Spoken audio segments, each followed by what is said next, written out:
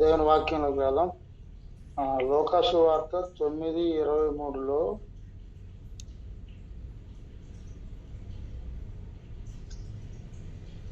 ఏమనుందంటే 9:23 ఆయన అందరితో ఇట్లనెను, మరియు ఆయన అందరితో ఇట్లనెను, ఎవడైనను నన్ను వెంబడింపగోరిన ఎడల తన్ను తాను ఉపేక్షించుకొని ప్రతిదినము తన సిలువను ఎత్తుకుని నన్ను వెంబడింపవలెను. తన ప్రాణము రక్షించుకొనగోరువాడు దానిని పోగొట్టుకును, నా నిమిత్తమై తన ప్రాణము పోగొట్టుకున్నవాడు దాన్ని రక్షించుకును అని లోకాసు వార్తలో రాయబడి ఉంది.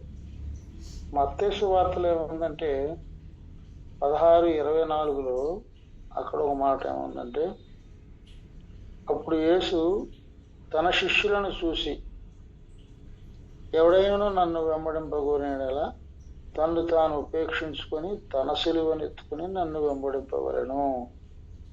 తన ప్రాణము రక్షించుకొనగోరువాడు దానిని పోగొట్టుకొనును, నా నిమిత్తము తన ప్రాణమును పోగొట్టుకున్నవాడు దాన్ని దక్కించుకొనును అని ఇక్కడ మాట్లాడినట్టుగా మనకు అక్కడేమో శిష్యులతోనే చెప్పినట్టు ఉంది మత్తయి వార్తలో.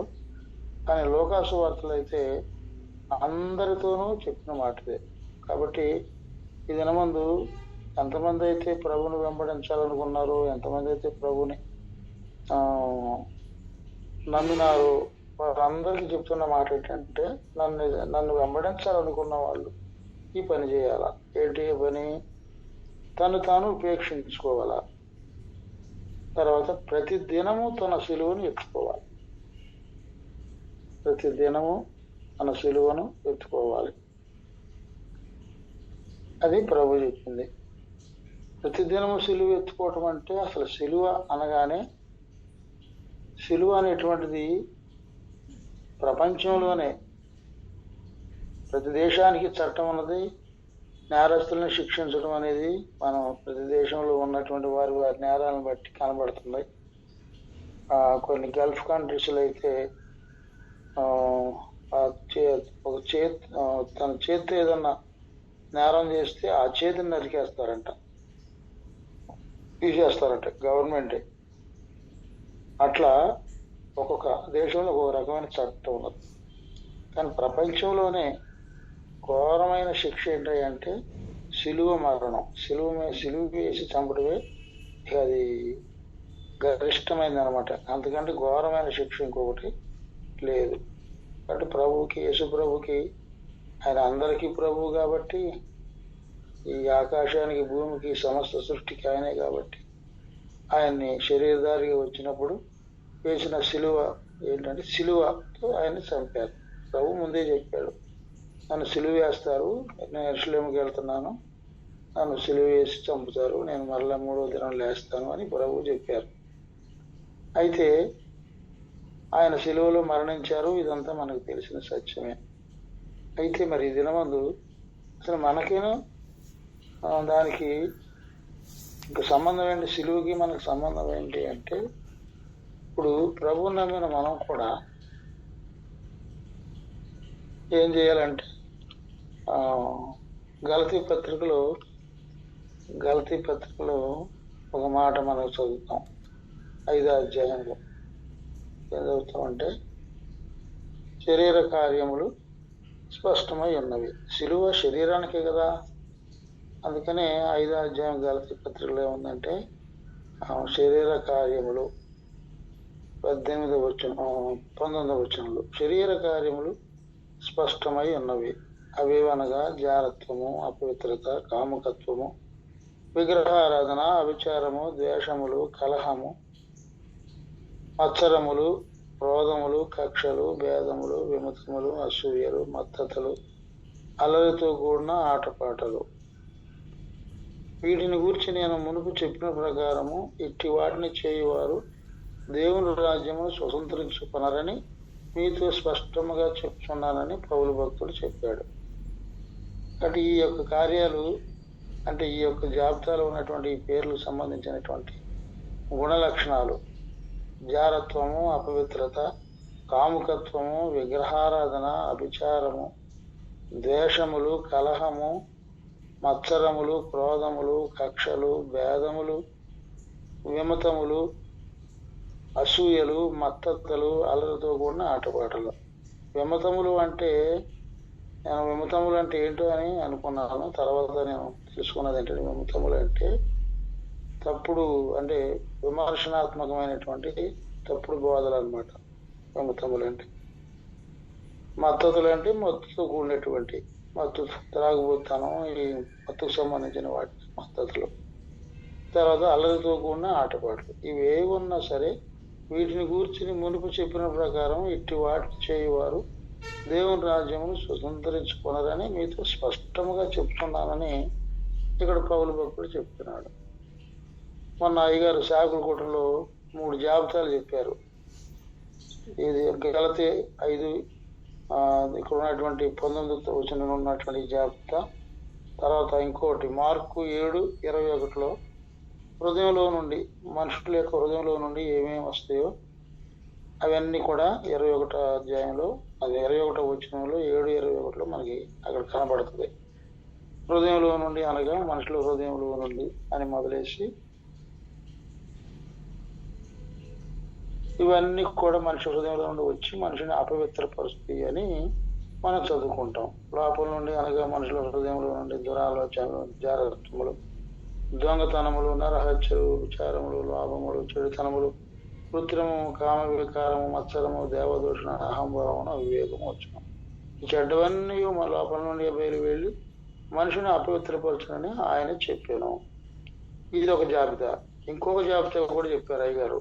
ఇంకోటి ఏమిటంటే తిమోతి పత్రికలో 3వ అధ్యాయంలో ఏముంటుందంటే అంత్య దినాల్లో అపాయకరమైన కాలంలో వచ్చునని తెలుసుకునము అని తిమోతికి రాసిన 2వ పత్రిక 3వ అధ్యాయంలో ఈ మాటలన్నీ ఉంటాయి. అంత్య దినాముల్లో అపాయకరమైన కాలంలో వచ్చునని తెలుసుకునము. ఎలాగనగా మనుషులు స్వార్థప్రియులు, ధనాపేక్షులు, వెంకములాడువారు, అహంకారులు, దోషకులు, తల్లిదండ్రులకు అవిధేయులు, కృతజ్ఞత లేని వారు, అపవిత్రులు, అనురాగరహితులు, అతిద్వేషులు, అపవాదకులు, అజితేంద్రియులు, క్రూరులు, సజ్జన ద్వేషులు, ద్రోహులు, మూర్ఖులు, గర్వాంధులు, దేవుని కంటే సుఖానుభవం ఎక్కువగా ప్రేమించేవారు, పైకి భక్తి గల వారి వలె ఉండి దాని శక్తిని ఆశ్రయించిన వారునై ఇందరు. ఇట్టి వారికి విముఖుడు అయి ఉండుము అని పౌలు భక్తుడు తిమోతికి రాసినట్టుగా మనం చదువుకుంటాం. మన అయ్యగారు సేవలకోటలో చెప్తుంది ఏంటంటే, ఆ సేవలకోటలో కాదు, గమనించండి, ఆ మణుగూరులో వాక్యం చెప్తూ, మణుగూరులో మన మణుగూరు చర్చి ప్రతిష్ఠ జరిగింది. అప్పుడు అయ్యగారు వాక్యం చెప్తే ఈ 3 జాబితాలు ఎదురు పెట్టుకుని ఈ 3 జాబితాల్లో నీ పేరు, నీకు సంబంధించింది ఏమన్నా ఉందా, దాంట్లో నువ్వేమన్నా ఇన్వాల్వ్ అయి ఉన్నావా, ఏంటి అహంకారులు అన్న దాంట్లో ఏమైనా ఉన్నావా, దోషకులు అనేటువంటి దాంట్లో నీ పాత్ర ఏమైనా ఉందా, తల్లిదండ్రులకు అవిధేయులు అనే మాటకి నువ్వేమైనా దాంట్లో ఉన్నావా, కృతజ్ఞత లేని వారు అనే దాంట్లో నీ యొక్క ఉందని ఎవరో నిన్ను చెప్పక్కర్లా. కృతజ్ఞ ఘాచుకుడు ఇంకో కానీ మనిషి అంటే ఆ వ్యక్తికి బాగా కోపం వచ్చేస్తుంది. కాబట్టి అట్లా కాదు, నిన్ను నీవే విమర్శించుకొని నిన్ను నీవే పరీక్షించుకొని అలాంటి కృతజ్ఞ ఘాతకత్వం నీళ్ళు ఎక్కడన్నా ఉందా దేని విషయంలో అని పరీక్షించుకో అని ఈ జాబితాలన్నీ చూసుకుని నువ్వు రైట్ కొట్టుకో. నీ ధనాపేక్షలు అని ఉంది, ధనాపేక్షకి నీకు సంబంధం లేదనుకుంటే నాలో లేదు అని రైట్ కొట్టు. ఉంది అంటే మాత్రం దాన్ని ఏం చేయాలా, దాని గురించి ఆలోచించి, అది ఉంటే నువ్వు దేవుని రాజ్యానికి వెళ్ళలేవు అని చెప్పి అయ్యగారు చక్కగా వివరించారు.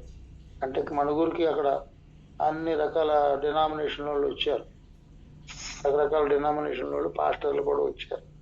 అందుని బట్టి అయ్యగారు మరి ఏ సహవాసం వాళ్ళు పరలోకానికి వెళ్తారు ఎన్ని అనేటువంటి దాని కాకుండా అయ్యగారు ఏమన్నా చక్కగా జ్ఞానంగా చెప్పారు.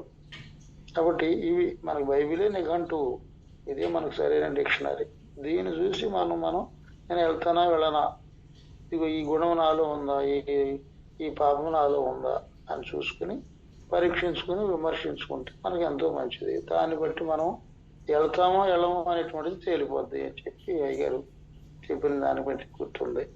అయితే ఈ గలతీ పత్రికలో రాయబడిన మాట క్రీస్తు యేసు సంబంధులు ఈ కార్యములన్నీ కూడా ఏం చేశారంటే ఐదు ఐదులో మనం చదువుకున్నాం కదా ఇప్పుడు 20, 19, 20 నుండి చదువుకున్నాం. ఇటు వాటిని చేయవారు దేవుని రాజ్యం స్వతంత్రించుకుంటారని మీతో స్పష్టంగా చెప్పుతున్నాను అన్నాడు. అది కొంచెం కింద వచనానికి వస్తే 24వ వచనంలో చూస్తే ఉందంటే, క్రీస్తు యేసు సంబంధులు శరీరమును దాని ఇచ్చలతోనూ దురాశలతోనూ సిలువ వేసి ఉన్నారు. సిలువ వేసేశారు. ఎవరు? క్రీస్తు యేసు సంబంధులు. ఈ రోజున క్రీస్తు యేసు సంబంధిని అని చెప్పుకుంటూ కూడా యేసు ప్రభు సంబంధిని, నేను క్రైస్తవుడిని అని, దేవుని బిడ్డను, దేవుని కుమారుని అని తను చెప్పుకుంటూ కూడా ఈ రకం ఈ జాబితాలో ఉన్నటువంటి వాడివి ఇంకా నెరవేర్చుకుంటూ ఏమని భ్రమపడుతున్నారంటే, నేను క్రీస్తు యేసు సంబంధిని అని అనుకుంటున్నారు. మరి క్రీస్తు యేసు సంబంధి అయితే నువ్వేం చేయాలా? వీటిని సిలువ వేసి ఉండాలా. సిలువ వేయటం అంటే అది చంపేసి ఉండాలి. సిలువ వేయబడ్డారంటే ప్రభు చచ్చిపోయారు. ఆయన ప్రభు సిలువ వేయబడినటువంటిది ఏంటంటే చనిపోయారు. చనిపోయారో లేదు అనేటువంటి పరీక్షించడానికి కూడా ప్రాణం అట్టగే ఉండి ఏమైనా నటించాడా అని వాళ్ళు ఏం చేశారు చూసారా? ఈటితో పొడిచారు. ఈటితో పొడిచినప్పుడు నీళ్లును రక్తం గారింది. అంటే మనిషి చచ్చిపోయాడు అని. నీళ్లు గారిని అంటే రక్తంలో బదులుగా చనిపోయాడని నిర్ధారణ అయిపోయింది. ఇక దాంట్లో అనుమానం ఏమీ లేదు, పొత్తు చచ్చిపోయాడు. అయితే మరి క్రీస్తు యేసు సంబంధులు ఈ శరీరమును దాని ఇచ్చలతోనూ వీటిని ఏం చేశారంటే సిలువ వేసి ఉన్నారు అని వ్రాయబడి ఉన్నది. సిలువ వేసి ఉంటే మరి ఇంకా కనపడుతుంది కదా, కలహం కనపడుతుంది, క్రోధం కనపడుతుంది, కక్ష కనపడుతూనే ఉంది, మరి ద్వేషం కనపడుతూనే ఉన్నది. మరి ఎన్ని కనపడుతున్నాయి? మరి కనపడుతుంటే కూడా సిలువ వేసానంటాడంటే, సిలువ వేసి చనిపోయి ఉండాలి కదా. చనిపోతే మరి అక్కడ చనిపోయి ఉంటే కనపడకూడదు కదా, చచ్చిపోయినోడు కనపడదు కదా, సమాధి అయిపోతాడు కదా. ఇక్కడ ఒక మాట మనం చదువుతాం రోమపత్రిక 8వ అధ్యాయంలో ఏంటంటే, మీరు శరీరానుసారముగా ప్రవర్తించిన ఎడల సావవలసిన వారై ఉందరు, కానీ ఆత్మచేత శరీర క్రియలను చంపిన ఎడల జీవించెదరు అని రోమపత్రిక 8వ అధ్యాయంలో రాయబడి ఉన్నది. అంటే చంపడం అనేటువంటిది ఆత్మ సంబంధులైన వారికి లేదా క్రీస్తు సంబంధులకి అది మామూలు అయిపోవాలి. చంపడం అంటే కొంతమందికి అమ్మో చంపడమా, ఎట్లా చంపుతామంటే ఒక మనిషిని ఎట్లా చంపుతాము, ఒక జంతువుని ఎట్లా చంపుతామని అనుకుంటారు. అది పాపం అనుకుంటారు. కానీ బైబిల్ ఏం చెబుతుంది? చంపేయాలట. ఎవరిని చంపాలా? మనుషులను చంపడం కాదు, జంతువులను చంపడం కాదు. మనలో ఉన్నటువంటి ఈ యొక్క శరీర సంబంధమైనటువంటి ఈ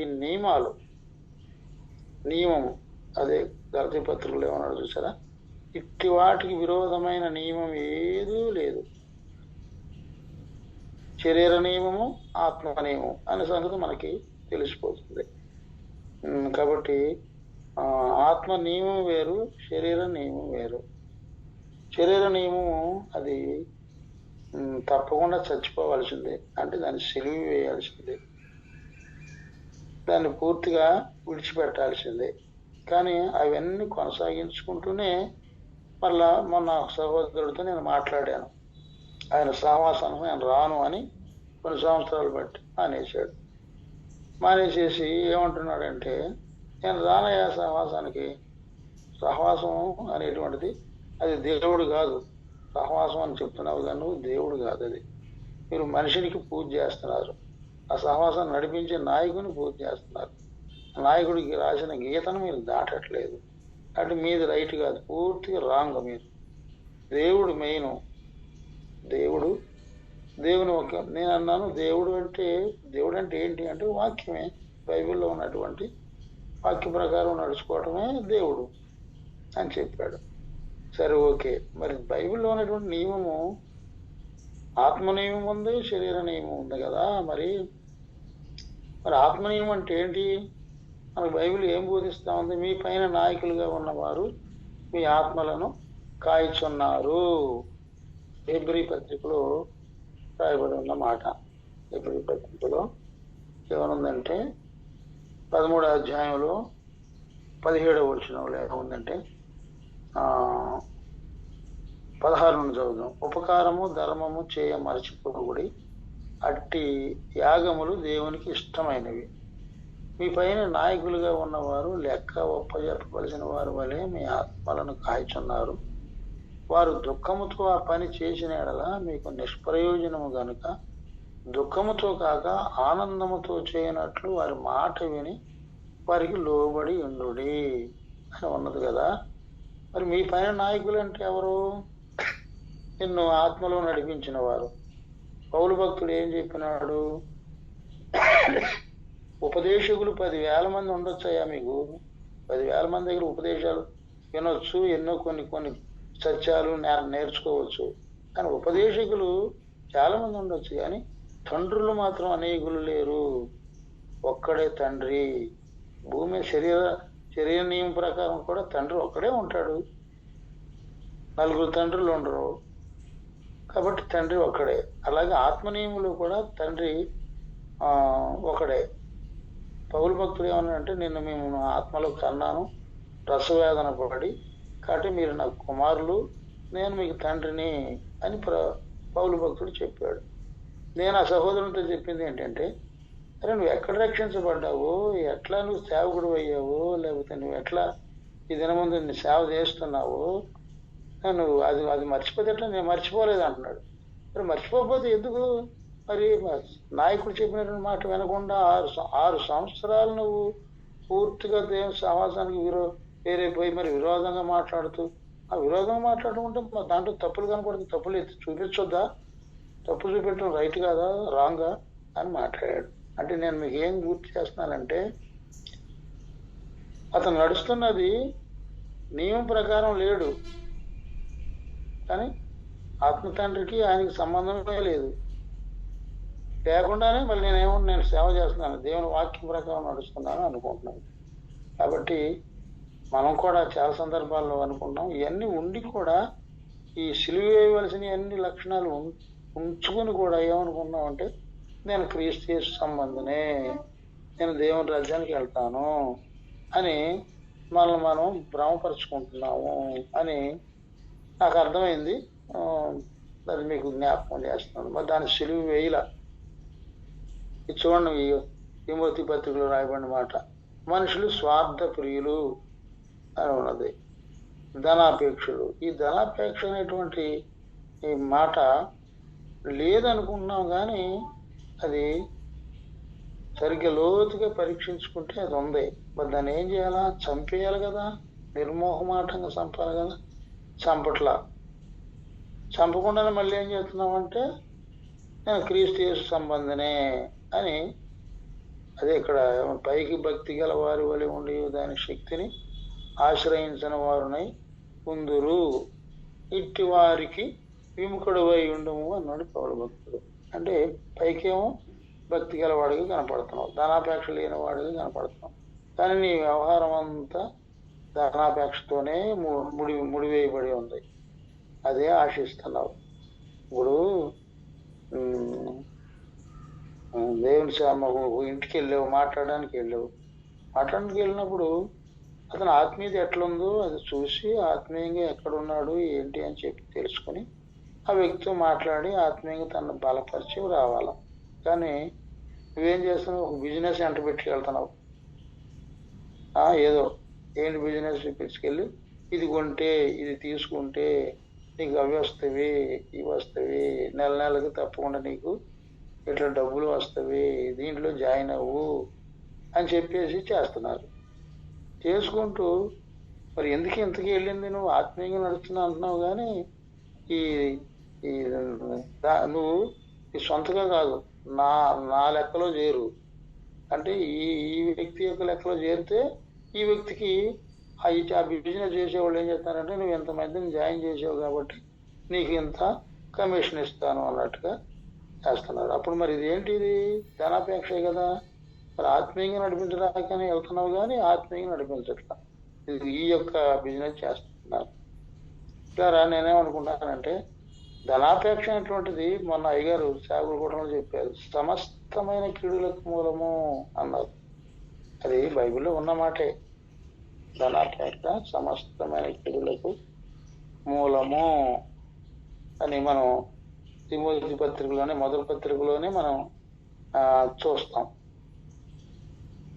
ధనవంతులకు అపేక్షించేవారు శోధనలోను ఉరిలోను అవివేకయుక్తములను హానికరములైన అనేక దురాశల్లోనూ పడతారు. అట్టివి మనుషులను నష్టములోను నాశనములోను ఉంచివేయను. ఎందుకనగా ధనాపేక్ష సమస్తమైన కీడులకు మూలము. కొందరు దానిని ఆశించి విశ్వాసం నుండి తొలగిపోయి నానా బాధలతో తమను తామే పొడుచుకొనిరి అని రాయబడి ఉన్నది.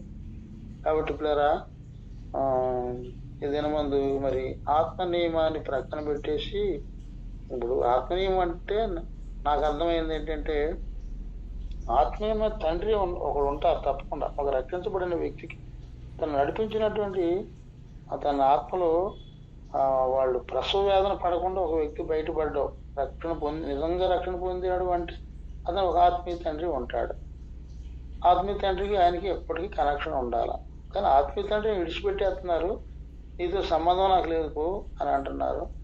మళ్ళీ ఆత్మీయ తండ్రి చేస్తున్న పనులు తప్పులు కనపడుతున్నాయంట. కాబట్టి వేరైపోయి మళ్ళీ మేము సేవ చేస్తున్నాం, దేవుని రాజ్యం కడుతున్నాం అనుకుంటున్నాం. అది ఎంత మరి అవివేకము, ఎంత అజ్ఞానము.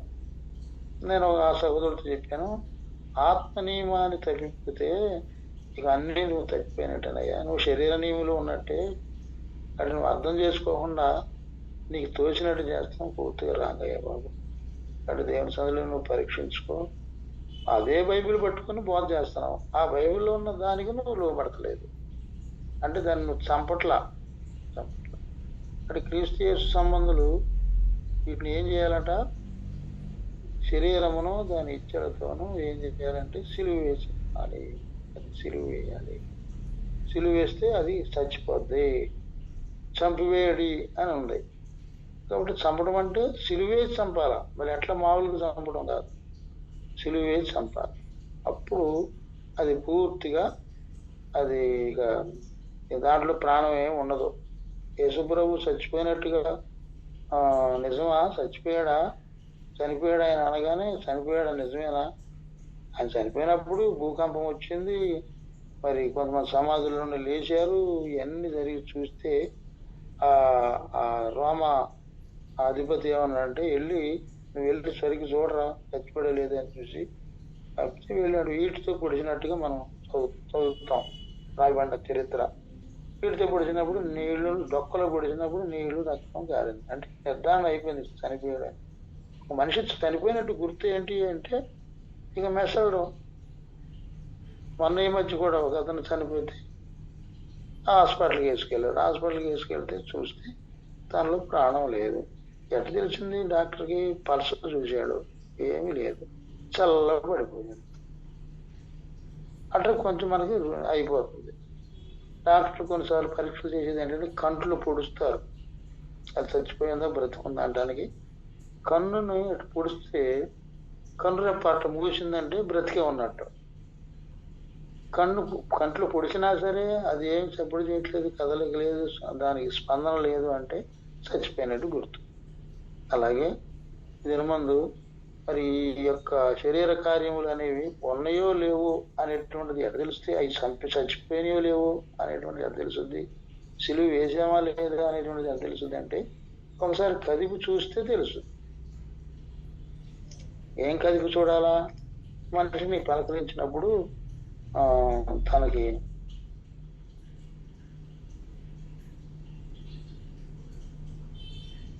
అహంకారులు, దోషకులు అని చదువుకున్నాం. ఇంకేముందంటే సజ్జన ద్వేషులు అని కనపడుతుంది. సజ్జన ద్వేషులు జాబితాలో సజ్జన ద్వేషులు, క్రూరులు, సజ్జన ద్వేషులు. సజ్జన ద్వేషులు అంటే నాకు అర్థమైంది ఏంటంటే నిజంగా సత్యంగా బ్రతుకుతుంటే వాళ్ళు యథార్థంగా బ్రతుకుంటారంట. ఆ యథార్థంగా బ్రతుకుతున్న వాళ్ళు కూడా చూసి ద్వేషిస్తారు. ఎందుకు ద్వేషిస్తారంటే వీడు ఎందుకు మంచిగా ఉండాలి, మనం సిగరెట్ తాగుతున్నాము, ఈ త్రాగుడు తాగుతున్నాము, ఆడొక్కడే ఎందుకు మంచిగా ఉంటున్నాడు, వాడికి ఏ అలవాటు లేకుండా ఎందుకు ఉంటున్నాడు, వాడు చక్కగా వాడి భార్యతో సమాధానంగా ఎందుకు ఉంటున్నాడు, మనకి ఇంట్లో చూస్తే ఎప్పుడు గొడవ జరుగుతుంది కదా, కాబట్టి వీడిని బతకనీయకూడదు, అంటే మన మధ్య ఉండనీయకూడదు. ఒకరిని అడగడు, ఎప్పుడైనా అడగడు, ఒకడు ఊసుకురాడు, ఒకడు జోలికి రాడు, ఆడు బతుకుతున్నాడు, ఎట్లాంటి మన మధ్య ఎందుకురా. మరి ఏం చేయాలంటే వాడు మనతో కలహానికి రావాలి, లేకపోతే మన దగ్గరికి జనం వచ్చి అడగాలి, ఏదన్నా వచ్చేది వాడు దేహి అన్నట్టు అడుక్కోవాలి మనల్ని. వాడు అట్లా లేకుండా వాడు బతుకున్నాడు కదా, మరి ఆడు బతుకున్నాడు మనకెందుకు రా బతకనిచ్చేదానికి అంటే లేదు, అది ద్వేషం. అతని మీద ఏదన్నా పుట్టించాలా, ఏదో ఒకటి పుట్టించి ఆ రకంగా అతని మీద మనుషులందరికీ ద్వేషం వచ్చేలాగా చేయాల. అది సజ్జన ద్వేషులు అంటే, సజ్జనంగా బ్రతికేవారిని కూడా.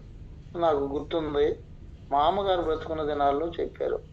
ఏమన్నారంటే, మా అమ్మగారి దగ్గరికి వచ్చి చెప్పాడంట ఒక ఆయన, ఇమ్మన్నయ్య కాలేజీలో చదువుతున్నప్పుడు, ఇమ్మన్నయ్య అంటే అయ్యగారు తమ్ముడు, డేవిడ్ ఇమానుయేల్ గారు కాలేజీ చదువుతున్నప్పుడు, ఆయన కాలేజీలో చదువుతున్నప్పుడు చాలా నమ్రతగా, అసలు ఆయనకి ఏ అలవాటు లేదు, ఒక సినిమాకి కూడా వెళ్ళేవాళ్ళు కాదు, ఎవరితో ఏ గొడవల్లో పాల్గొనేవాడు కాదు, ఆయన నీతిని యథార్థతను భక్తిని కాపాడుకున్న ఉండేవాళ్ళు. అయితే ఆ కాలేజీ స్టూడెంట్స్లో కొంతమంది ఈ అల్లరి జనం ఉండేవాళ్ళట, బ్యాచ్. వాళ్ళు అనుకున్నారంటే, అరే ఇట్లాంటి వాళ్ళు మనతో తిరగని వాళ్ళు, మనతో కలిసి ఉండని వాళ్ళని ఏం చేయాలంటే అని చంపేయాలి అనుకుని ఒక జాబితా ఒక రాశారంటే, పేర్లు రాసుకున్నారంట కాలేజీ కుర్రాడు. అట్లా కొంతమందిని చంపేశారంట వీళ్ళు బ్యాచ్ అందరూ కలిపేసి. అయితే వాటిలో ఇమ్మన్నయ్య పేరు కూడా రాశారు. ఒకడు అన్నాడంట, ఎందుకురా ఈయనెందుకు చంపాలరా, మనం ఎందుకు చంపుతాం అనుకుంటున్నారా అంటే, అరే వీడేంట్రా దేంట్లోకి వెళ్ళవట్రా, సినిమాకి వెళ్దాం సినిమాకి రాడు, సిగరెట్ తాగుదాం సిగరెట్ తాగడు, అసలు దేంట్లోనూ మనం ఇక ఆడపిల్లని వెనకాల పడి అనిపిద్దామంటే దానికి రాడు, దేన్ని రాడు, ఎందుకురా ఎట్టప్పుడు మన మధ్య ఉండడం ఎందుకురా ఈ కాలేజీలో, ఆయన కూడా చంపేద్దామని పేరు రాశారట. రాస్తే ఒక అతనికి దేవుడు చూడు బుద్ధి పుట్టించాడు. బుద్ధి పుట్టించి, అతను ఎందుకురా, అరే ఏంట్రా నువ్వు మాట్లాడేది, అతను చంపడం ఎందుకురా, అతను అసలు ఎవరు జోలికి రాడు, అసలు ఒక గొడవకు రాడు, ఎందుకు మన అతను చంపాలరా, కొట్టేరా, ఆ పేరు కొట్టేశారని చెప్పేసి ఆ పేరు కొట్టేశారంట. వాళ్ళు రాసుకున్నటువంటి జాబితాలో ఏ పేర్లు ఉన్న వాళ్ళందరినీ చంపేశారంటాడు. ఈ సంగతి చాలా కాలం తర్వాత మా అమ్మగారి దగ్గరకు వచ్చి చెప్పాడంట ఆయన, అమ్మా మీ బాబు చదివేటప్పుడు నేను కూడా చదువుకున్నాను, మా బ్యాచ్లు కొంతమంది ఒక రకమైనటువంటి దుష్టులుగా ఉండేవాళ్ళు, అప్పుడు మీ అబ్బాయి పేరు నేనే కొట్టేపించానమ్మా, అది మీ అబ్బాయిని కూడా చంపేద్దామని వాళ్ళు రాసుకున్నారమ్మా అని చెప్పాడట. అప్పుడు మా అమ్మగారు ఇట్లా, దేవుడు చూడు సంజయ్ ఎట్లా తప్పించాడు, అతను నన్ను ప్రేమిస్తున్నాడు కాబట్టి అతను నేను తప్పిస్తాను అని చెప్పాడు దేవుడు. కానీ వాళ్ళలోనే ఎవరైతే ఇట్లా చేద్దాం అనుకుని దుర్మార్గ పని చేద్దాం అనుకున్నా వాళ్ళలోనే ఒకడికి బుద్ధి పుట్టించి ఆయన పేరు లేకుండా తొలగించేసారు. అంటే దేవుడు ఎలా తప్పించాడో చూడండి. ఈ సందర్భం చెప్తున్నానంటే, ఎవరాళ్ళు అంటే దుష్టులుగా ఉన్నవాళ్ళు కాదు సంపాదించింది, సజ్జన ద్వేషులు. సజ్జనుడిగా నీతిగా బ్రతుంటే ఆయన కూడా ద్వేషించడం, అది పాపం కాదనుకుంటారు. పిల్లరా, మనం ఒక సందర్భం మీకు గుర్తు చేస్తాను. న్యాయాధిపతుల గ్రంథంలో గిద్యోను అనేటువంటి ఆయన ఉంటాడు. మనం గిద్యోనుకి చాలా మంది భార్యలు ఉంటారు. సరే, గిద్యోను అప్పుడు మిద్యానీయుల యొక్క చేతుల్లో వారు బానిసలుగా ఉండి వాళ్ళు ఏళ్తా ఉంటారు. మిద్యానీయులు మనకి 6-7 అధ్యాయాలు మనకి న్యాయాధిపతులు కనపడదు, ఏళ్తా ఉంటారు. ఏళ్తున్నప్పుడు దేవుని దృష్టికి వాళ్ళు దోషులయ్యారు కాబట్టి దేవుడు మిద్యానీయుల చేతికి అప్పగించాడు అని రాయబడింది. తర్వాత వాళ్ళకు ఉన్న కష్టాన్ని బట్టి దేవుని దగ్గర మొరపెట్టారు. ఇశ్రాయేలీయులు మొరపెట్టినప్పుడు దేవుడు ఆ టైంలో సరిగ్గా గిద్యోనుని ఎన్నిక చేసుకున్నట్టుగా మనం చూస్తాం. దేవుని దూత వెళ్ళి ఎక్కడో చాటును దాక్కుని ఇది గోధుమలు తొలగొట్టుకుంటూ ఉండగా పిలిచి బల పరాక్రమం కలిగినటువంటి వాడా, నువ్వు అని చెప్పేసి చాలా పొగిడినట్టుగా మనం అక్కడ కనపడద్దు. పొగటం అంటే ఉన్నత సంగతి చెప్పాడు. దేవుడు బలపరుస్తాడు కాబట్టి పరాక్రమం గల బలాఢ్యుడా అని మాట్లాడతాడు. అప్పుడు నేనెట్ట బలాఢ్యుని అవుతాను, మా బతి ఎట్టుంటే మా పరిస్థితులు అంటే, లేదయ్యా నువ్వు గెలుస్తావు చూడు అని చెప్పేసి దేవుడు మాట్లాడి చివరికి ఆయన నిలబెడితే ఆయన అంత గొప్ప పని ఆశ్చర్యకరంగా దేవుడే, మనుషుల యొక్క బలంతో కాదు దేవుడే చేశాడు ఈ అద్భుత కాలం. అని అన్ని లక్షల మంది వాళ్ళు ఉంటే మిద్యానీయులు 300 మందితోనే వెళ్ళిపోయి వాళ్ళందరినీ ఓడించేసినట్టుగా మనం చదువుతాం చరిత్రలో. తర్వాత అక్కడ ఏం రాయబడి ఉంటుందంటే న్యాయాధిపతుల గ్రంథంలో ఈ యొక్క గిద్యోను గురించి ఏం రాయబడి ఉందంటే ఆయనకి అనేక మంది భార్యలు ఉన్నారు, అనేక మంది భార్యలు ఉన్నారు అని రాయబడి ఉంటుంది. అనేక మంది భార్యలు అంటే లెక్కలేదనమాట. అందుకని అతనికి ఎంతమంది పిల్లలు అంటే మనకి న్యాయాధిపతులు 8వ అధ్యాయంలో మనకు కనపడుతుంది. తర్వాత యోవాషు కుమారుడైన ఎరుబ్బయలు అనేది కూడా గిద్యోని పేరే. గిద్యోనికి అక్కడ ఒక పేరు పెట్టారు ఎరుబ్బయలు అని. నివసించుటకు తన ఇంట నివసించటకు పోయాను. గిద్యోనుకు అనేక భార్యలు ఉన్నందున కడుపున కనిన 70 మంది కుమారులు అతనికి ఉండిరి. షెకెములోనున్న అతని ఉపపత్నియు అతనికి ఒక కుమారుని కనగా గిద్యోను వానికి అబీమెలెకు పేరు పెట్టాను. యోవాషు కుమారుడైన గిద్యోను మహావృద్ధుడై చనిపోయి అబియజ్రేయుల వఫ్రాలో ఉన్న తన తండ్రి అయిన యోవాషు సమాధిలో పాతిపెట్టబడాను. ఈ యొక్క గిద్యోను వృద్ధుడైపోయిన తర్వాత దేవుడు తన జీవితంలో గొప్ప కార్యాలు చేశాడు. మిద్యానీయుల చేతిలో ఒకప్పుడు బానిసలుగా ఉన్న వాళ్ళు చివరికి వీళ్ళని ఓడించేశారు. తర్వాత ఆయన చనిపోయాడు. చనిపోయిన తర్వాత ఇప్పుడు మళ్ళా ఎవరు కావాలి అంటే అతని కుమారులు 70 మంది కుమారులు. తనకి ఒక ఉపపత్ని ఇంకో చోట ఏముంటుందంటే తన పని మనిషి అని ఉంటుంది. ఆ పని మనిషి కుమారుడు ఎవరు అంటే వాడి పేరు అబీమెలెకు. ఇతను ఏం చేశాడంటే తన ఇంటికి వెళ్ళిపోయి తన ఊరవరితో షెకెము పట్టణస్థుల దగ్గరికి వెళ్ళిపోయి వాళ్ళందరితో కుమ్మక్కయి, ఎరా బాబు మా నాన్న చనిపోయాడు, ఇప్పుడు 70 మంది కొడుకులు మా నాన్నకి, మరి వాళ్ళు అంతమంది మిమ్మల్ని పరిపాలన చేయాలా లేకపోతే ఒక్కడైనా నేను మిమ్మల్ని పరిపాలన చేయాలా అని అడిగితే వాళ్ళందరూ అంటారు 70 మంది పరిపాలన ఎందుకురా బాబు, అది ఎట్లుంటుందో ఏమో కాదు, నువ్వే మమ్మల్ని పరిపాలన చేయి అని చెప్పేసి అడుగుతారు. అడిగినప్పుడు అప్పుడు ఈయన ఏం చేశాడంటే వాళ్ళ యొక్క బలం అండగా చేసుకుని ఈ 70 మంది కుమారుల్ని ఒక బండ మీదే చంపేసినట్టుగా మనకు చదువుతాం. 9:5 అధ్యాయంలో న్యాయాధిపతులు 9:5 ఏమిటంటే, తర్వాత అతడు వఫ్రాలో ఉన్న తన తండ్రి ఇంటికి పోయి ఎరుబ్బయలు కుమారులను తన సహోదరులైన ఆ 70 మంది మనుషులను ఒక్క రాతి మీద చంపాను.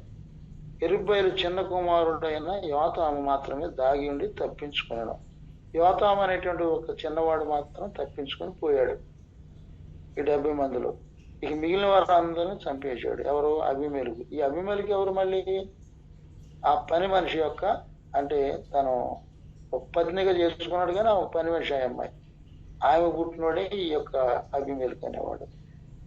తర్వాత ఈ చరిత్ర చదువుతుంటే నాకేమో అర్థమైందంటే చివరికి వాళ్ళని అభిషేకం చేస్తారు, వాడి రాజుగా వెళ్తాడు. 3 సంవత్సరాలు వెళ్ళినట్టుగా మనం 9:22 కనపడుతుంది. అబీమెలెకు 3 సంవత్సరములు ఇశ్రాయేలు మీద ఏలికై ఉండేను. 70 మంది కుమారులను చంపేశాడు. ఇక ఎవరు నా జోలికి రాడు, ఇక నేనే రాజుని అనుకుంటున్నాడు. అయితే చూడండి, కాలం గడుస్తున్న కొలది, టైం పాస్ అవుతున్న కొలది దేవుడు అక్కడ చేసిన పని ఏంటంటే, అప్పుడు 23వ వచనం 9:23 న్యాయాధిపతుల్లో, అప్పుడు ఎరుబ్బయలు 70 మంది కుమారులకు చేయబడిన ద్రోహ ఫలము అంటే తన సహోదరులకి ద్రోహం చేశాడు, దాని ప్రతిఫలం అంట వారిని చంపిన అబీమెలెకును వారి సహోదరుని మీదికిని అతను తన సహోదరులను చంపునట్లు చేతులను బలపరిచిన షెకెము యజమానుల మీదికి వచ్చినట్లును వారు చేసిన ప్రాణహత్య వారి మీద వచ్చినట్లును దేవుడు అబీమెలెకును షెకెము యజమానులకును వైరము కలుగుటకై వారి మీదికి దురాత్మను పంపాను. అప్పుడు షెకెము యజమానులు అబీమెలెకును వంచిరి. వారిలో వారికి చిచ్చు పెట్టబడింది. వారికి పడకుండా అయిపోయింది. అక్కడ వాళ్ళని చంపడానికి మాత్రం ఆ పట్టణస్తులందరూ యజమానులందరూ బాగా చేతులు కలిపారు. అప్పుడు సై అనుకుంటే సై అనుకున్నారు. చివరికి 70 మంది కుమారులని, గిద్యోని కుమారులని, అదే గిద్యోని గారు మనకి ఎంత సహాయం చేశాడురా, ఆయన కుమారులను ఇట్లా చంపడం న్యాయం కాదురా, ఆయన కూడా ఆయన బ్రతకనియండిరా అని కనీసం ఆ కృతజ్ఞత కూడా లేకుండా అలాగా 70 మంది కుమారులని చంపేశారు.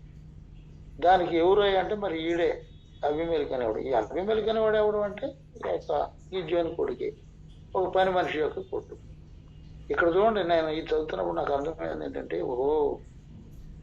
వాళ్ళు చేసినటువంటి ద్రోహ ఫలము దేవుడు చూశాడు, ఇతని మీదకి రప్పిడు, ఒక దురాత్మను పంపి వారిలో వారికి పడకుండా దేవుడు చేసి వారు ఎప్పుడైతే వారిలో వారికి పడలేదో ఇక అక్కడ చిచ్చు వచ్చినట్టే. తర్వాత అప్పుడు యుద్ధాలు ప్రారంభం, మళ్ళీ యుద్ధాలు చేస్తారు, వేరే పట్టణాల మీద యుద్ధాలు చేస్తారు. ఈ అబీమెలెకు అనే వాడిని ఎట్లా చంపుతుందంటే, ఒక స్త్రీ నెత్తి మీద పై నుండి ఎక్కడో ఎన్నో అంతస్తు మీద నుండి, గోపురం మీద నుండి ఒక తిరగటికి 2 రాళ్ళు ఉంటాయి, కింద ఒక రాయి పైన ఒక రాయి. తిరగటి రాయి మీద ఉన్న పైది నిన్ను తీసుకుని ఆ గోపురం మీద నుండి పై నుండి కింద మాట్లాడుతున్నాడు. సరిగ్గా గోడ అమ్మటే ఉండి ఆ స్త్రీ ఏం చేసిందంటే ఆ తిరగటి ఆ నెత్తి మీద పడేసి కపాలమే పగిలిపోతే అప్పుడు ఏమంటాడంటే, ఒక స్త్రీ అబీమెలెకు తల మీద తిరగటి మీద రాతిని పడవేసినందున అతని కపాలం పగిలెను. 9:34-54 కనపడతాయి. అప్పుడు అతడు తన ఆయుధములను మోయుటకు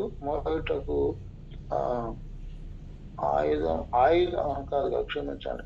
అప్పుడు అతడు తన ఆయుధములను మోయు బంటును త్వరగా పిలిచి, ఒక స్త్రీ అతని చంపినని నన్ను గూర్చి ఎవరును అనుకొనకుండానట్లు నీ కత్తి దూసి నన్ను చంపమని చెప్పగా ఆ బంటు అతని పొడ్డుగా అతడు చచ్చెను.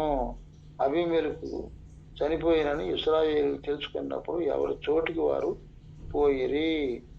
అట్లు అబీమెలెకు తన 70 మంది సహోదరులను చంపుట వలన తన తండ్రికి చేసిన ద్రోహమును దేవుడు మరలా అతని మీదకే రప్పించాను. షెకెము వారు చేసిన ద్రోహం అంతటిని దేవుడు వారి తలల మీదకి మరలా రాజేశాను. యెరుబ్బయలు కుమారుడైన యోతాము శాపము వారి మీదకి వచ్చాను అని మనం చదువుకుంటాం. చూసారా, ఎవరు తీసుకున్న గోతులు వాళ్లే పడ్డట్టుగా ఎంత ద్రోహం చేశాడు. అది అన్నదమ్ములు వాళ్ళందరూ పెద్దోళ్ళు అనే కనికరం లేకుండా ద్వేషంతో వారిని ప్రాణాలు తీసుకెళ్ళాడు. అయితే అది ఎక్కడికి పోవాలా? ప్రాణహత్య దోషం. ఈ మధ్య ఒక సహోదరుతో అన్నాను నేను, అమ్మ నువ్వు ఒక మందు ఒకటి తయారు చేసి అమ్ముతున్నావేమో, లేకపోతే ఆ మందు అమ్ముతున్నావు, ఆ మందు ఏదో బాగుపడినట్టు కనపడుతుంది, కానీ తర్వాత ఆ మందు ఎవరైతే వాడారో ఆ వ్యక్తి స్కెల్టన్ లాగా అయిపోయి చచ్చిపోతాడట. చచ్చిపోయేసరికి అప్పుడు ఏమవుద్ది, నువ్వు డబ్బులు పోగేసుకున్నావు, నీ మందు అమ్ముకున్నావు, నీకు డబ్బులు వచ్చినాయని నువ్వు సంతోషించావు, కానీ అతను తన ప్రాణం పోయింది. ఆ శాపము లేకపోతే ఆ ఉసురు నీ మీదకి వస్తుంది కదా, నీ మీదకి నీ పిల్లల మీదకి వస్తుంది కదా. ఇది చూడు, బైబిల్లో ఉన్న చరిత్రలు మనం ఎన్ని చదువుతున్నామే. అబీమెలెకు చేసిన దాన్ని బట్టి అబీమెలెకు ఎవరెవరైతే చేతులు కలిపి ప్రోత్సహించారో వాళ్ళ మీదకి, వాళ్ళ తలల మీదకి కూడా ఈ శాపం ఎలా వచ్చింది. కాబట్టి అమ్మా, అది మంచిది కాదు. నువ్వు దేవుడు భక్తి వదిలేసేసి ఈ బిజినెస్ లో పడిపోతే మనుషులు ధనాపేక్ష వచ్చినప్పుడు ఎదుటోడు వాడేమైతే మనకెందుకు, మన డబ్బులు మనకు వస్తాయని మనసు వచ్చేస్తుంది. అందుకే కాబోలు ఈ మాట రాయబడింది, ధనాపేక్ష సమస్తమైన కీడులకు మూలము అని రాయబడింది. కాబట్టి పిల్లరా, అంటే నేను ఈ దినమందు అనేది ఏంటంటే, మనకు మనమే బుద్ధిపూర్వకంగా ఏం చేయాలంటే ఈ ధనాపేక్ష అనే గుణాన్ని చంపేయాల, అంటే సిలువ వేయాల. ప్రభు ప్రేమను గురించి ఆయన ఎందుకు మన కొరకు సిలువలో మరణించాడు, ఇవన్నీ మనం ఇవి ఎప్పుడు వింటానే ఉన్నాము. మనం దాని గురించి కూడా ఎన్నిసార్లు, ప్రభా నేను నిన్ను మొన్న అయ్యగారు 2వ శనివారం తాకట్టు గురించి చెప్పారు. తాకట్టు పెట్టడం గురించి మాట్లాడారు. ఈ తాకట్టు పెట్టడం అంటే ఏంటో ఆత్మీయంగా దాని అర్థం చెప్పారు. చెప్పినప్పుడు ఓ దేవుడికి నువ్వు తాకట్టు పెట్టి చేసుకున్నావు అని చెప్పేసి అది కూడా నేరమే, దేవుని దృష్టిలో పాపమే అని అర్థం చేశారు. కాబట్టి పిల్లరా, ఇవన్నీ ప్రభుని ఇంకా సులువు వేసేటట్టుగానే చేస్తున్నాయి. కాబట్టి వీటన్నిటిని ఏం చేయాలంటే బుద్ధిపూర్వకంగా చంపేయాలి. మనుషులను చంపడం కాదు. ఈ యొక్క అభిమేలకి ఏం చేశాడు? తన యొక్క అన్నల్నే అందరినీ చంపేశాడు. అది పాపం అవుతుంది. కానీ ఇక్కడ చంపుట అనే దేనికి అంటే కేవలం ఇదిగో ఈ యొక్క గుణాలని. ఏ గుణాలని అంటే స్వార్థ ప్రియులు, ధనాపేక్షలు, బెంకములాడువారు, అహంకారులు. అహంకారం అనే గుణం, ఈ అహంకారం అనే గుణం ఉంటే దూషకులు అంటే దూషించడం, అది మనకు అర్థం అవుతాను. తల్లిదండ్రులకు అవిధేయులు. నేను మొన్న ఒక సందర్భం చెప్పా. పాలు తాగినటువంటి తల్లి, ఆ తల్లి పాలు ఇచ్చి పెంచి పాలిచ్చేటప్పుడు ఎంత ప్రేమగా వేస్తుంది పాలు తల్లి. అబ్బాయి ఎంత చేతులు నిమురుకుంటూ, ఆ తల నిమురుకుంటూ పాలు తాగుతామంటే ముద్దులు పెట్టుకుంటూ ఎలా ప్రేమతో వేస్తుంది. అలాంటి పాలు తాగినటువంటి పెరిగి పెద్దోడు అయిపోయిన తర్వాత డబ్బులు ఇవ్వమని అడిగాడు. వచ్చి డబ్బులు ఇవ్వమంటే, నీ పెన్షన్ డబ్బులు ఉన్నాయి కదా నాకు ఇవ్వు అంటే నేను ఇవ్వను. అయ్యా నాకు ఈ కొన్ని మందులు కొనుక్కోవాలి రా, ఇప్పుడు నీకు ఇస్తే అటరా అని చెప్పేసి అంటే, నువ్వు ఇస్తావా లేదా అనేసి ఆడు తాగడానికి ఒక్క తన్ను తన్నాడు. అంటే రొమ్ముల మీదే తన్నాడు, అంటే గుండె మీద తన్నాడు. ఆ దెబ్బతో అది గట్టికి తగిలింది కాబట్టి వెనకబడిపోయి చచ్చిపోయింది ఆమె. నేను అనుకున్నాను, అరే ఏ పాలు తాగాడో వీడు, ఏ తల్లి పాలు తాగాడు, ఆ తల్లి రొమ్ముల్ని తన్ని గుద్దాడు అంటే వీడు ఎలాంటి వాడు అంటే వీడు ఎంత మృగం లాంటి వాడు. అవును, ఈ దినమందు నేను కొంతమందికి చెప్తున్నది ఏంటంటే ఆత్మ సంబంధంగా కూడా, శరీర సంబంధంగా తల్లిని తన్నివాడి దుర్మార్గుడై లేదా మృగం లాంటివాడు అని అనుకుంటే, ఆత్మ సంబంధంగా నువ్వు రక్షించబడ్డావంటే నీకు ఒక ఆత్మీయ తండ్రి ఉంటాడు, ఆత్మీయ తల్లి ఉంటుంది. మరి ఆత్మీయమైనటువంటి నాయకుల్ని నువ్వు రొమ్ము మీద తన్నుతున్నావంటే నువ్వేం చేసావు అనమాట? వాళ్ళని విమర్శిస్తున్నావు, వాళ్ళకి వ్యతిరేకంగా మాట్లాడుతున్నావు, మరి అక్కడ రావటమే మానేసేసి అది కూడా రొమ్ము మీద తన్నట్టే కదా. నీ కొరకు ఏడ్చి కన్నీరు కానిస్తే కదా నువ్వు బయటపడ్డావు, బాగుపడ్డావు. ఆ సంగతి మర్చిపోయి మరి ఎంత ద్రోహం చేస్తున్నావు అబ్బా ఇలారా. కాబట్టి సరే, ఈ ఉదయకాలం నాకు అర్థమైంది ఏంటంటే వీటన్నిటిని మనం చంపివేయాలి, నిర్మోహమాటంగా చంపివేయాలి. చంపినప్పుడే మనం క్రీస్తు యేసు యొక్క సంబంధం అవుతాము. అది దేవుని వాక్యం చెప్తున్నటువంటి సత్యము. ఈ శిలువ ధ్యానాలు ఈ దినాల్లో శిలువ ప్రేమను అర్థం చేసుకుంటున్నాం. ప్రభు ఎలాగో మన కొరకు శ్రమించాడు. అది నాకు ఒక ఎగ్జాంపుల్ ఎప్పుడో విన్నాను ఒకసారి. అది ఆ సందర్భం ఏంటంటే అంటే దేవుని యొక్క ప్రేమ ఎలాంటిదో అని చెప్పడానికి ఒక చిన్న పిల్లలకి ఇచ్చినటువంటి ఒక చిన్న స్టోరీ. అది ఏంటంటే ఒక పట్టణంలో అక్కడ ఒక రాజు ఉంటాడు. ఆ రాజు యొక్క ఆ పట్టణంలో ఉన్నటువంటి వారిలో ఒక విధవరాలు ఉంటుంది. ఎంత విధవరాలంటే అవి ఏమి లేదు, రెక్కాడితేనే డొక్కాడుతుంది. అలాంటి పరిస్థితులు ఆమెకు ఒక్కడే ఊడుకోవాడు. చిన్నప్పటి నుండి ఎంతో, ఇప్పుడు చెప్పాను కదా, ఎంత పాలు ఇచ్చి పెంచి ఏమి తక్కువ కాకుండా పెంచి పెద్ద చేసింది వాడిని.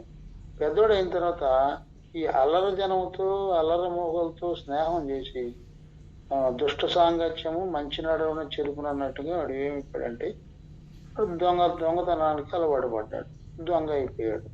దొంగ అయిపోవడమే కాకుండా అట్లా అడ్డం వచ్చినప్పుడు దొంగతనం చేసేటప్పుడు మనుషులను కూడా చంపేటువంటి వాడుగా మారిపోయాడు. చివరికి అతని యొక్క నేరాలను బట్టి దొరకబట్టారు. అతన్ని దొరికాడు. దొరికితే ఆ నేరాలన్నీ బయట పెడితే చివరికి అడిగి ఉరి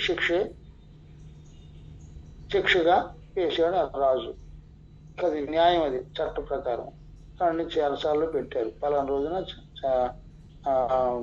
ఉరి తీయాలి అని పెట్టారు. అప్పుడు ఈ తల్లికి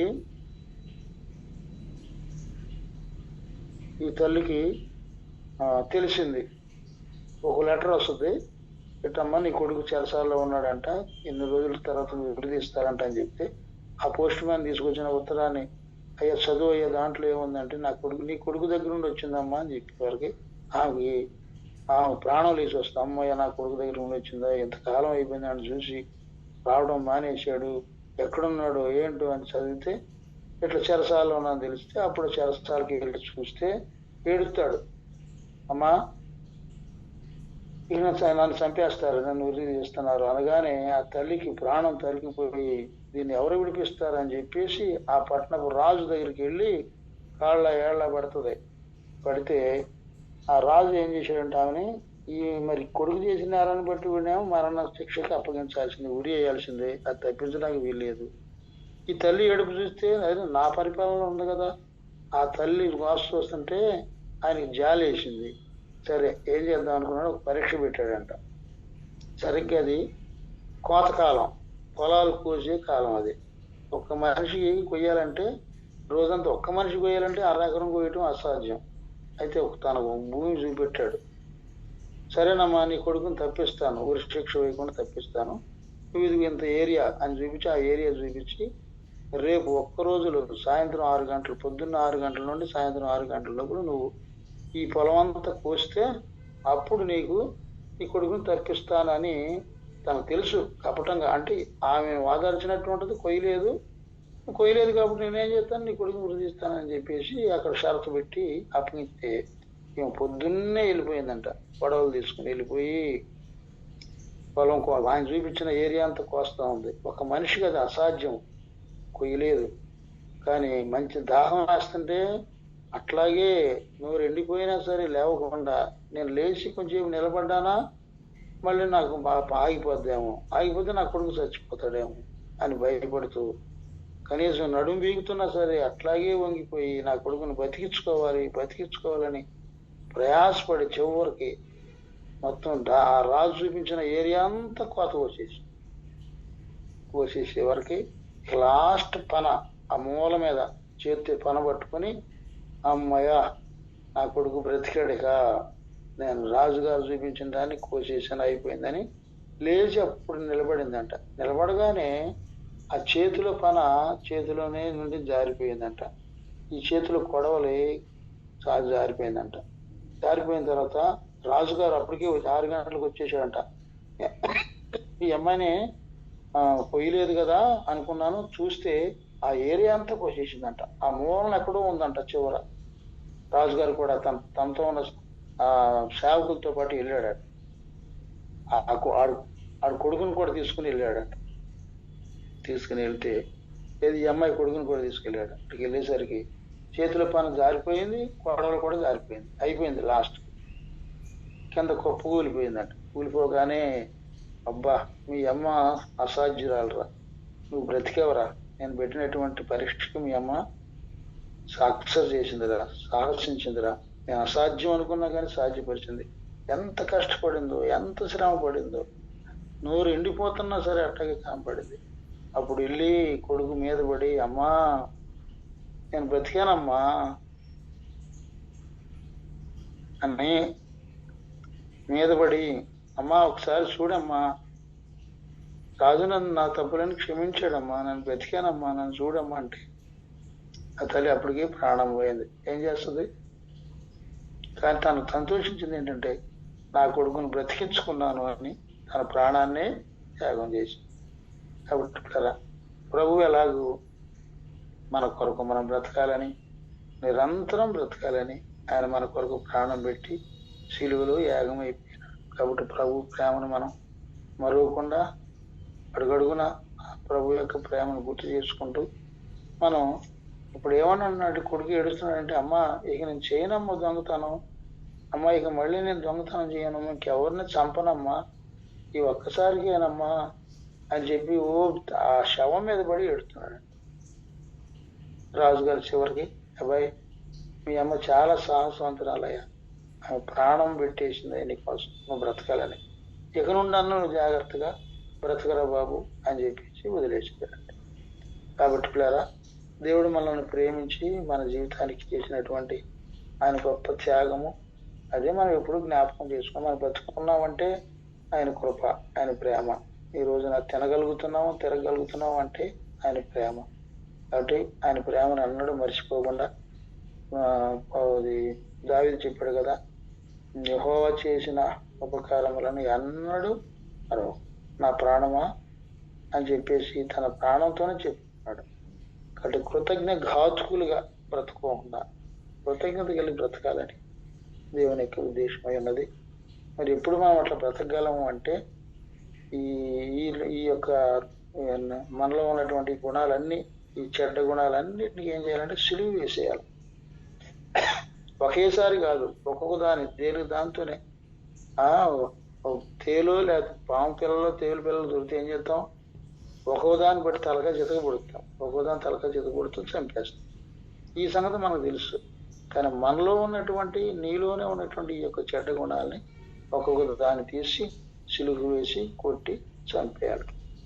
చంపినప్పుడు ఇక అది కనబడదు. కనబడుతుందంటే అవి చావలేదన్నమాట. టిప్చారా దాన్ని మనం బైబిల్ చెప్తున్నట్టుగా చంపివేయుడి, క్రీస్తు యేసు సంబంధులు వాటిని సిలువ వేసి ఉన్నారు.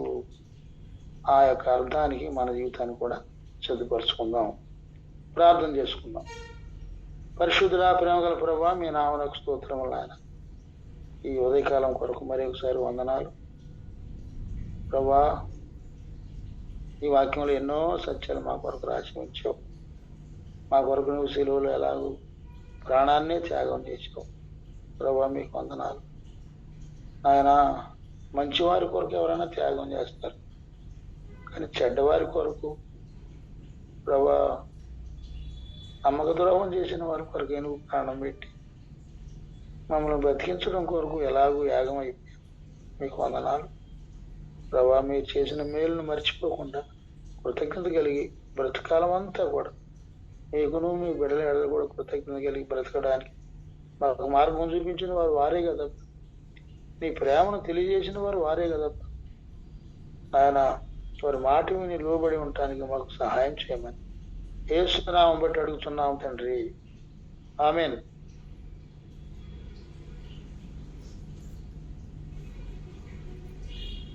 Recording stopped.